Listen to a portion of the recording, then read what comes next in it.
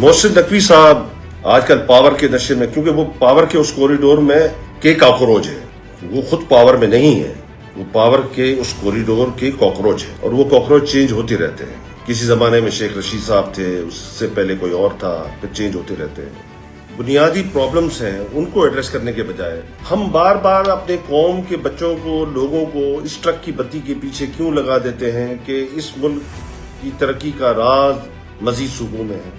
इस मुल्क की तरक्की का राज मजीद सूबों में नहीं है। इस मुल्क की तरक्की का राज इंसाफ में है, मेरिट में है और करप्शन के खात्मे में है। और हमें हमारी अशराफिया को और हमारे उन तमाम ताकत के उन कॉरिडोर्स को और उसमें बैठे हुए उन तमाम ताकतवर लोगों को समझना चाहिए कि खुदारा ताकत के नशे में ऐसे फैसले न करें जिससे रियासत और पब्लिक में जो गैप है वो बढ़ता चला इस गैप को कम होना चाहिए। आपको समझना होगा, और मोहसिन नकवी साहब आपको भी समझना होगा कि अगरचे हुकूमतें फेल हो रही हैं, डिलीवर नहीं कर पा रही, निज़ाम मफलूज हो रहा है, तो उसके जिम्मेदार तो आप हैं। पब्लिक ने आपको कहा था कि आप हाइब्रिड निज़ाम लाएं इस मुल्क में। कहाँ आपने नेशनल डायलॉग कराया जिसमें आम लोगों ने, पाकिस्तान की इंटेलिजेंसिया ने आपको कहा कि इस मुल्क में हाइब्रिड निज़ाम लाएं। हाइब्रिड निज़ाम के बगैर मुल्क नहीं चल सकता। गलत फैसले आप करते हैं, और जब उस गलत फैसले के नतीजे में चीज़ें खराब हो रही होती हैं तो फिर आप कौम को नई ट्रक की बत्ती के पीछे लगा देते हैं कि अब मजीद सूबों से ही मुल्क ठीक हो सकता है। और सबसे पहले तो सूबाई असम्बली ने ये करारदाद पास कर दी है सिंध की। जो सिंध असम्बली में बैठे हैं इनको लोग घरों में जीने नहीं देंगे, अगरचे ये गलती इन्होंने किसी भी सबब की वजह से की, डर के की, खौफ में की, या लालच, इक़्तिदार के लालच में की। और फिर ये आप कैसे तस्वर कर सकते हैं कि जो बाद में मुंतखब होकर आएंगे वो जाकर सिंध की तकसीम की करारदाद मंजूर करेंगे? कोई भी नहीं करेगा। हाँ, वो कर सकता है जो मोहसिन नकवी की तरह थोपा गया हो, जो पब्लिक के वोट से मुंतखब होकर आए, उसको पब्लिक को जवाबदेह होना पड़ता है। और जब आप पब्लिक को जवाबदेह होते हैं तो ऐसा कोई भी अमल नहीं करते, ऐसा कोई भी फैसला नहीं करते, ऐसा कोई भी काम नहीं करते जिससे आम लोग मुतासिर हों, तकलीफ में जाएं और न उसका रिएक्शन बर्दाश्त कर सकते हैं। बरसात होती है, ठीक है, क्लाइमेट चेंज है। क्लाइमेट चेंज की वजह से जिन इलाकों में पहले कम बरसातें होती थी वहां अब ज्यादा बरसातें हो रही हैं। तो अगर मैं अपने शहर सखर की बात करूं जहां मैं पैदा हुआ, तो क्या सखर शहर में बरसात ज्यादा होने की वजह से पानी खड़ा होता है तो हम क्या कहेंगे कि इसको सूबा बना दो, तब ये मसला हल होगा? या हम ये कहें कि इसमें 2-4 अरब रुपए लगा के इसके ड्रेनेज को ठीक कर दो, इसकी ड्रेनेज की पाइपलाइन बड़ी डाल दो, ड्रेनेज की बड़ी मशीनें लगा दो, उसके साथ जनरेटर मुंसलिक कर दो कि बरसात होती है, यहाँ तो हवा चलती है तो बिजली चली जाती है। अभी तो बाहर हवा भी नहीं चली थी तब भी बिजली गई, और मैं डिस्कनेक्ट हुआ, फिर दोबारा आपके साथ जुड़ा हूं। तो भाई उन जो प्रॉब्लम्स है उनको ठीक करो ना। अगरचे कराची में बरसात होती है और पानी जमा होता है तो आप मेगा प्रोजेक्ट लाए ना कराची के लिए। किससे मना किया आपको? आप 100 अरब रुपए का मेगा प्रोजेक्ट लाए। पाकिस्तान में तो बहुत कम बरसातें होती हैं, सीजनल कभी कभी हो जाती है। दुनिया में ऐसे बहुत सारे मुल्क हैं जहां पर 24 घंटे बरसातें होती हैं और दिन में 2-2, 3-3 बार बरसातें होती है और हैवी रेन होता है। उन्होंने किया है ना बंदोबस्त अपना।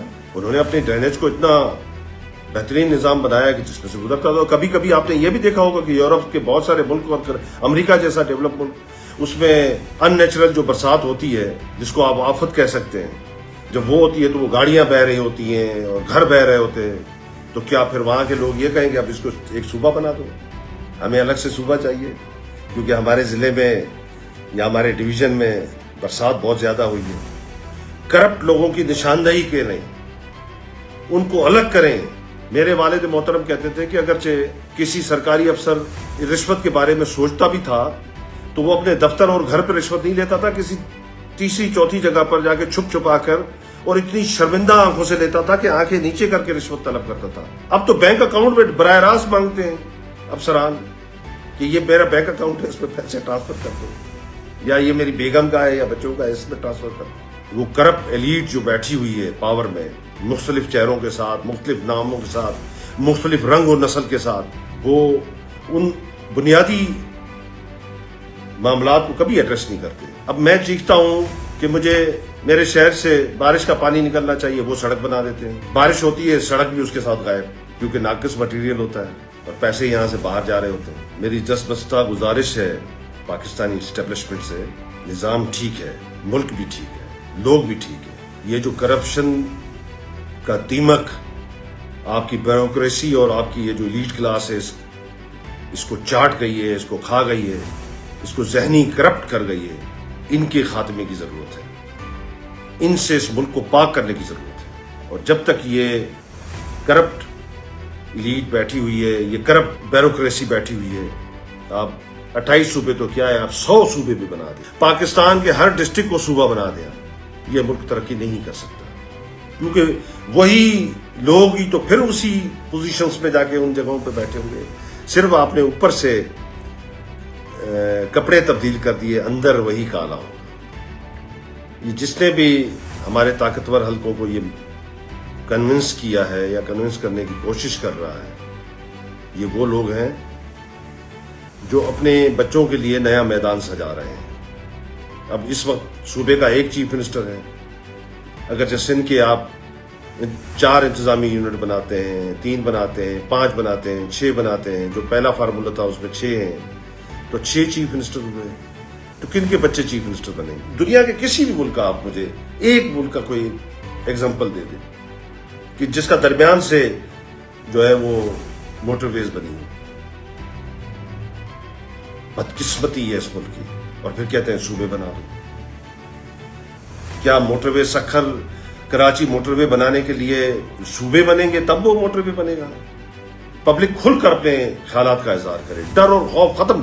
کسی کو یہ ڈر نہیں ہونا چاہیے کہ وہ بولے گا اور پھر پولیس کی گاڑی آ جائے گی یا کالا ڈالا آ جائے گا اور اس کو لے جائیں گے اور لاپتہ کر دیں گے یا اس پہ جھوٹا مقدمہ بنا دیا جائے۔ یہ خوف کا عالم ختم کریں، لوگوں کو بولیں، اور جمہوریت جو ہے وہ تو ہے ہی بولنے کا نام۔